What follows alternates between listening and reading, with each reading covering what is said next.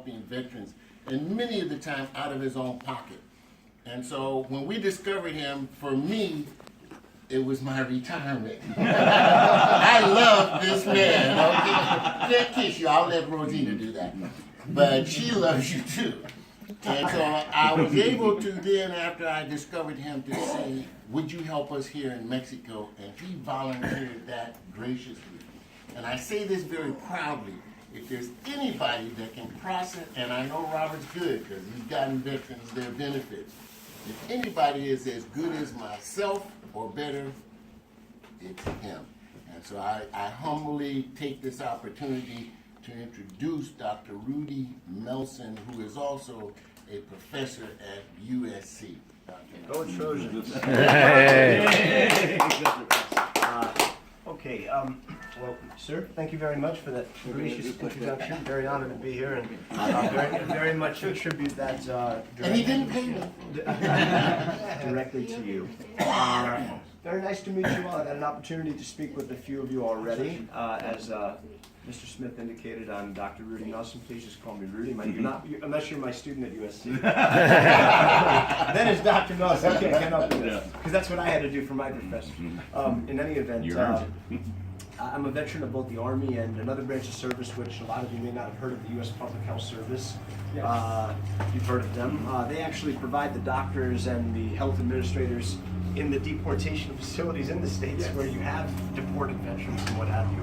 I've come to learn recently that one of the veterans that I now represent who lives here in Mexico was an inmate when I happen to be a health administrator in such a facility, the chances of that happening.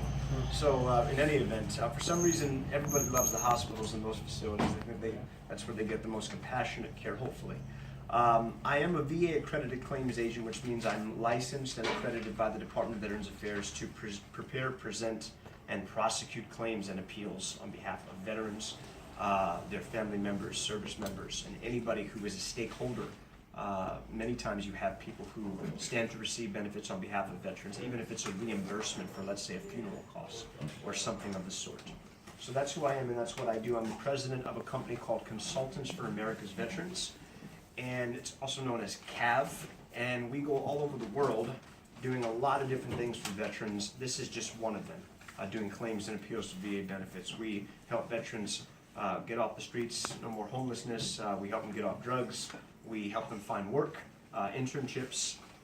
We help them write resumes. We help take credit that they received in the military, especially in their training, and we help convert it. We negotiate with universities and help negotiate their training and experience in the military for actual academic credit in colleges and in other institutions as well.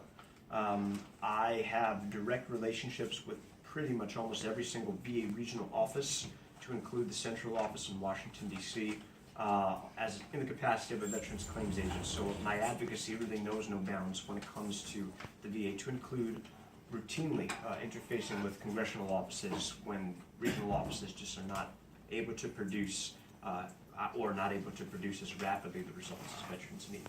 I'm here today very humbly myself at the invitation of Mr. McCail Smith, and at your allowance, I'm very grateful for that, to introduce myself as a potential resource. I brought with me these forms should any of you have an immediate or prospective future need for assistance with claims or appeals, or even if you're not sure, if you even qualify for something, perhaps we may determine together through a conversation that you may. In recently speaking with this gentleman, please forgive me, Victor. Victor, who was telling me a lot about what this organization does. Mr. Smith as well has also told me a lot about what this organization does, and I think it's amazing. I think it's really, really something very special. Something my company does is we find organizations and individuals all over the world that essentially do for the American veteran community. We never try to replace them. We find how we can be of help. Sometimes we can't be of help. Sometimes it's, hey, we got it covered, and see you later, and nice to meet you. And sometimes it's, hey, we really could use something you could offer. So my organization that I am here on behalf of stands ready to meet whatever needs we can, not to replace, but simply to aid and assist. We're based in San Diego, California. We are your neighbors, your brothers and your sisters. And so to that effect, one need that I'm sensing is currently present is to have a dedicated resource for claims and appeals representation. we're very happy to meet that need. In fact, I am delighted to come here routinely, multiple times a month if needed, and I appreciate so much the invitation to be able to see veterans. Our office is your office. In your office, and you as Absolutely. well, Mr. Smith and Ensenada as well. It's a team effort to be able to serve the American veteran community based here in Mexico. I am going to just pass these around, and should you directly or someone you know have a need, assistance with respect to claims, appeals, or any VA benefits. For those of you that don't know, the VA is trichotomized. You have the Veterans Benefits Administration, the Veterans Health Administration, and you have the National Cemetery Administration. The Benefits Administration also covers education and vocational rehabilitation. That's all under the purview of the VBA.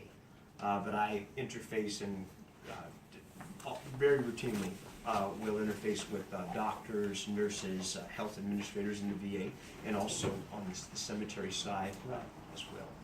So that's a little bit about me and my organization and what I do. I'm from Brooklyn, New York. I don't have an accent. I'm sorry. Sorry if that's what you wanted. But I know. Sorry to let you down there. Yes, sir. So, and thank you so much for taking the time. I know you're course. very busy, and thank you for taking the time to come and join us. And thank you, Commander McCail, for inviting him here. I know you called me on the phone and said, I got a treat for you. And I said, I got somebody that can help do this. But one of the things that Commander spoke to me about is that we may be able to get some of the people here trained. There are a couple of training programs. Yes. And I want you to, if you could speak briefly what that might look like and what are the two avenues to be able to do that. So one, they'll be able to officially be able to help and be better prepared to help our deported veterans and other people, veterans who may be not deported but also in need of benefits. And the second is, will those, for those who have educational and or military training that may be able to be transferred to a university, would those same credits be accredited to universidades here in Mexico? And is that a way to do that? And third and last question, I know there's three. What sort of benefits can we look at and or avenue that we might, since we can't make it to the VA hospital, that might have the VA pay for those costs if we access the local hospitals here in Mexico? And if so, one, if it's possible, and two, what would be necessary to make that happen? So there's a lot. Okay, I'll start with your last question first. The FMP program, Right. Foreign Medical Program. The good news is that veterans' voices are finally being heard. A major agenda that is part of the current incoming, who was just sworn in today, the current incoming Secretary of Health and Human Services, something he's now being tasked with by the administration, to their credit. I know we can't give them a lot of credit for a lot of things, especially in the subject of immigration. Well, maybe we can, depending on what side of the aisle. I'll leave it at that. One rests is there is an effort to expand the FMP program considerably. The VA is aware that many veterans are dying as a result of not having access to care, and access to care because either hospitals and clinics are the stipulation of their contract with a given foreign medical enterprise, such as a hospital and clinic here in Mexico, for example. Maybe the stipulation is that a veteran has to pay up front. Maybe the veteran doesn't have funds to pay up front. Other hospitals, for example, a lot of the work that I do with FMP is in Southeast Asia. And there are hospitals there where you don't have to pay up front. So a lot of veterans will intentionally relocate themselves there because just for FMP, they don't even care about all of the other things. You know, hey, it's more affordable to live there, whatever. I don't have to pay for healthcare up front. It'll be reimbursed, and there's a contract between the hospital and there. Thailand is an excellent example of that. In fact, many of the veterans who are in the Philippines are coming over to Thailand because the clinic in the Philippines, which is part of the embassy, it's all in one compound in Manila, it's being inundated. So the good news is that, well, it's two answers. The FMP program is currently, as we speak, being reformatted to be able to accommodate the need, because you can only get seen and covered for something that you are service connected for. And that's a tremendous inequity, because if you are service connected, let's say you're service connected for at 100%, you can get seen in the States for anything at a VA hospital, including dental coverage. Here, if you're 100%, it doesn't matter. You can only get seen for what you're service connected for that makes you 100%. Okay, you don't even, if you're 30% or more, you can get covered for pretty much almost anything except dental in the VA Health Administration in the States or in the Philippines, where you have a VA clinic, designated VA clinic. So the other part of what I do is my accreditation allows me to be able to interface with FMP. So, and the VA deals with claims. Okay, so if you have a claim in with FMP, I can also represent you insofar as that is concerned as well. Expanding the FMP program here in Mexico, you have folks like Mr. Smith and perhaps others that I'm unaware of that have been very vocal about this, and from what I understand, have been progressive about it as well. And that, unfortunately, that kind of spirit is not being really, well, I would say, remarked upon with the kind of response it deserves by the higher ups. So the good news is that FMP is expanding. Is it expanding fast enough? No, it's not. And I hope that I can take feedback, and the members of Congress that I meet with routinely, and that Mr. Smith meets with respect to the people in the VA that he interfaces with and that I interface with, we can be voices for this. But to directly help you and to get things pushed along faster, I can absolutely help with FMP. That's long and short of it. Now, moving back to... Before you go yes, sir, past please. In answer to your question also, in Ensenada, we were made direct connection with the hospital there, Cardio Med, and we made connection with the doctor in charge, Dr. Antonio Susare.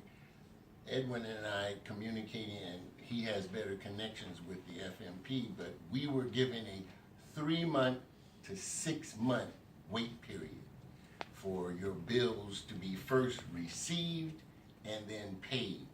And as was stipulated earlier, as we all know, living here in Mexico, you pay up front. Dr. Susare was willing to do that until he ran up against, it's now a year, and they haven't heard anything back about. Now, some of that was their fault, they didn't send the bills, but now they're back to the hard line pay up front. So I've got additional negotiating to do with him for Cardio Med. But it was mentioned with Hector, and I don't see him here, but that we need to also expand that here in Tijuana to SIMSA, as an example. Yes. When they approached SIMSA before, they approached it not knowing about the FMP totally in a different manner. And what I have to offer them is the 3 to 6 month wait period if they're willing to do that. And how I'm going to sell it is real simple. Take an example of a PTSD person like myself. I can go see a doctor, start the billing January. Next month, on the 1st of February, go and see that same doctor. Billing again. March, April, May, June. So even if it is a 3 to 6 month period, wait, once the checks start coming in, then they will be on a monthly, regular basis. And that will get us hopefully above and beyond the pay up front deal. So in answer to your question, I'm negotiating with the different hospitals to expand the FMP program to us here in Mexico.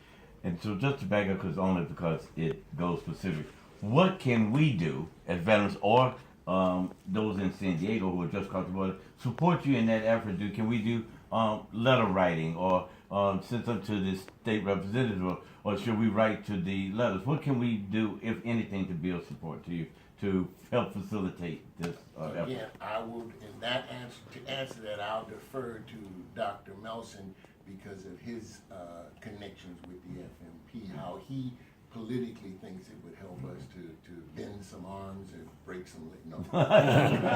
In Mexico. Yeah, right. I have a meeting coming up with the Veterans Representative for Congressman Scott Peters' office within the next couple weeks. So I will absolutely speak with him. I've also asked for a personal meeting with the Congressman himself on some other VA matters. I'll discuss that with him as well. I won't forget about that. Okay. In the interim and in the immediacy, on a case-by-case basis, should there be an issue and a claim or any issues getting coverage from FMP, I can assist with that. So do let me know when and if that arises, whether that's now or sometime in the foreseeable future. Go ahead. I just want to make sure I answer because you had the education. The education side. If the VA offers Well, there are really two answers to this. It offers accreditation to schools that, in essence, one wishes to attend. You first have to become what's called a vendorized. You have to become a VA vendor, and that almost always is somewhat of a lengthy process. But it many times it becomes approved. Yes. Okay. Now, the other part of this is as far as taking credit from the service and getting it approved by a local university. That is a negotiation between the university and the veteran, and what I do is I broker that negotiation. So I will either broker it where I'll either get in front of the veteran and negotiate directly. I try to leverage my status as someone in academia with that compounded by my VA claims agent status. Sometimes that helps, and sometimes they make it very difficult. But the majority of the work that I do with respect to that, it's for state-based universities, but I have done overseas work as well with that, as far as getting schools accredited and what have you. So again, if you need assistance with that, that's also something I can potentially provide help with. And then your final question, which was your first question. I offer training. Excuse me, I offer various training packages for veterans who want to, or if not just veterans, anybody that is a U.S. citizen. You have to be a U.S. citizen, okay, that wants to become accredited by the Department of Veterans Affairs, accredited in the capacity of a VA claims agent. I offer training sessions. They are significantly discounted. Okay, there are continuing legal education courses that are distance learning, in-person learning, that are thousands and thousands of dollars. You can draw. So I offer a full A to Z for under $1,000. Well under $1,000, full A to Z. You get the equivalent of almost $4,000 worth of training that I offer for under $1,000. So we do that. We provide extremely discounted accreditation representative training, and that is done anywhere. I've done that in Asia on numerous occasions. I can do that. Sometimes veterans like to learn on a one-on-one basis, so I can individualize it, I can customize it that way, or I can do it in a group setting.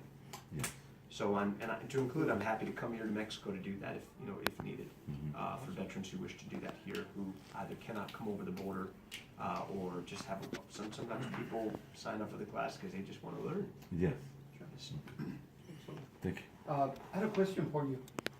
You mentioned Congressman Peters, Veterans Affairs Officer. Have you approached or made contact with Juan Vargas, Veterans Affairs Officer?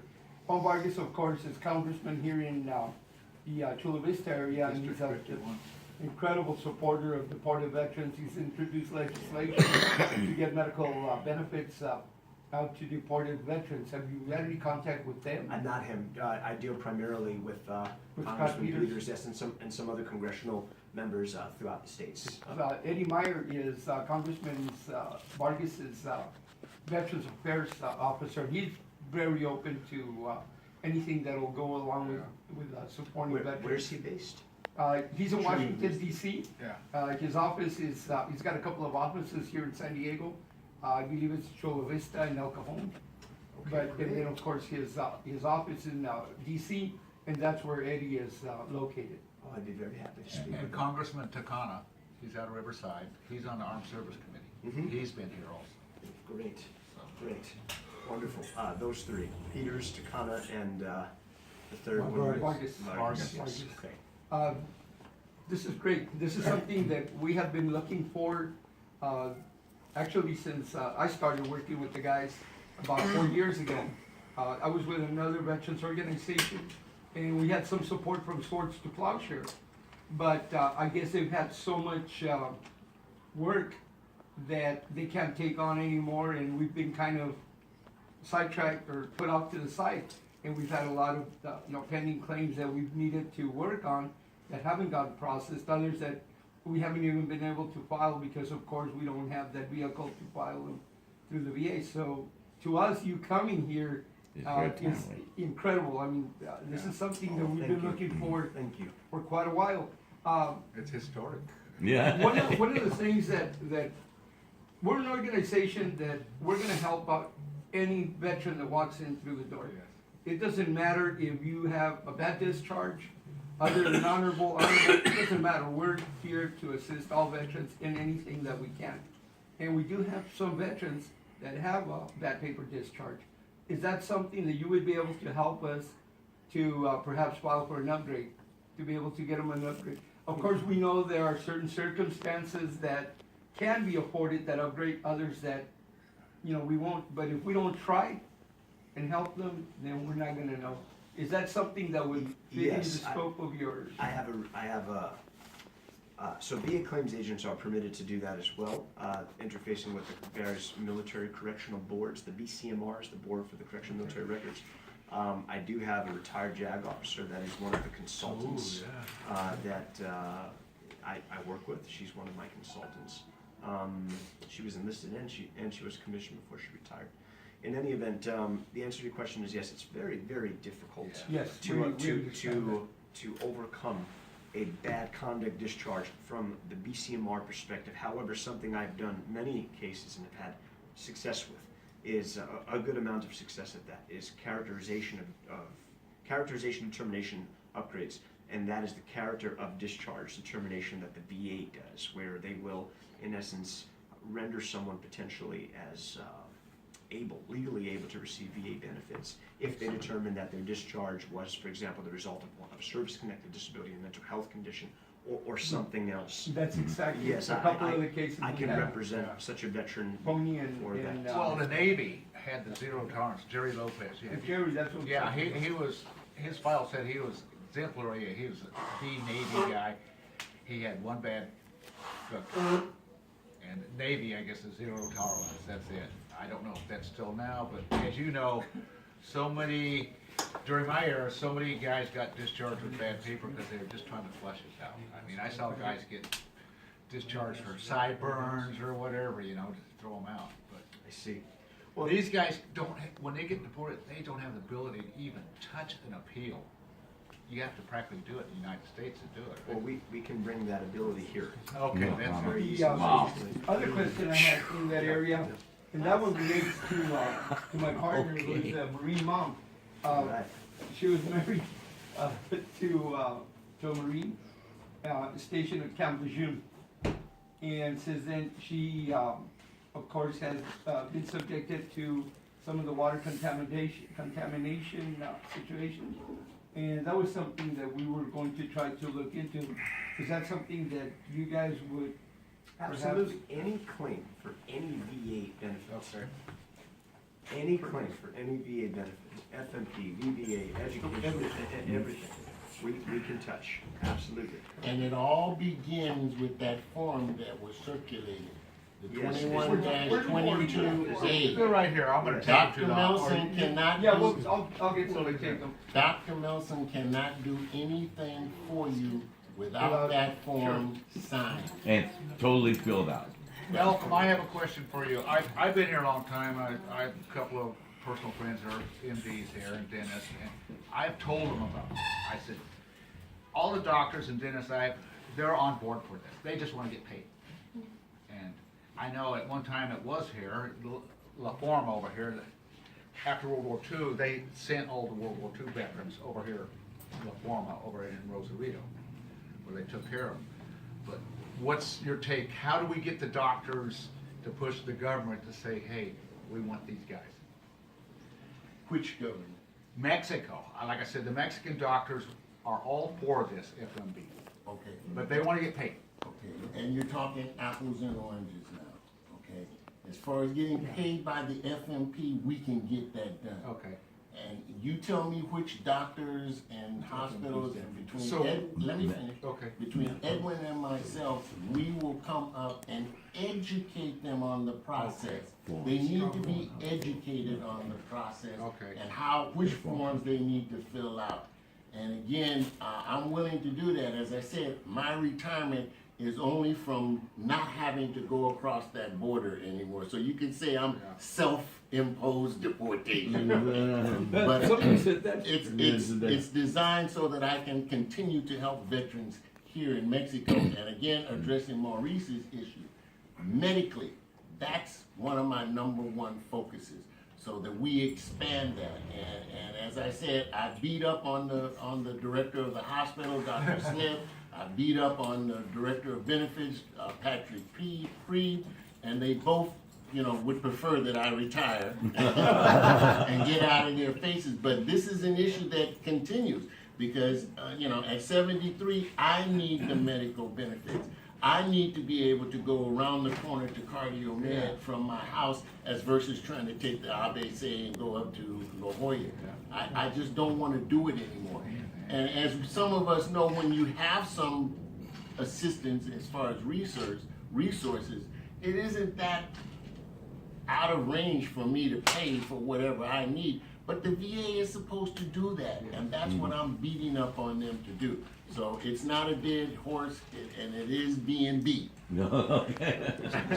So we could come up with a cadre of Mexican doctors that are all for this. And I have 3 right now that would sign up. Let's make sure I got your info. Okay. Rudy, our office is located just a few yards from the deportation area. He took me right Took in you front. by there. We would love to work with you. That's your We office. need your help. That's your office We now. need your help. I personally would love to help you out in any way that we can. In the past, I've helped some of the guys process their claims. I would fill out their claims, have it sent out to Swords to Plowshare. We have a gentleman here who, at the moment, is receiving those benefits. There's a few others that have been successful also. I do. And we'd love to help you. I'm honored for that. I truly am, and I'd love to be of help. I do want to express one very important word of caution for all of you. The VA absolutely requires, and we all help each other. We're all veterans, and that's what we're supposed to do. Especially when we get out of service. Sometimes we do that even more than when we're in service. It is illegal to prepare, present, or prosecute a claim for benefits if you're not accredited. So technically, almost every veteran on the planet is in violation of that law. If you fill it out yourself, you're in violation. No. You can represent yourself. If I tell, just like I've told some of you sitting here how to get your claim started, that was illegal. Just even trying to be helpful, verbalizing. Now you know why I retired. You got a bullseye in your back. Well, that's one of the reasons why, for example, my organization, we try to train more people because there's such a need, right? There's such a need. Yeah. So whether it is coming down here every other week, every week, whatever I need to do, if the word can be put out, then we can create a system. You might be moving here.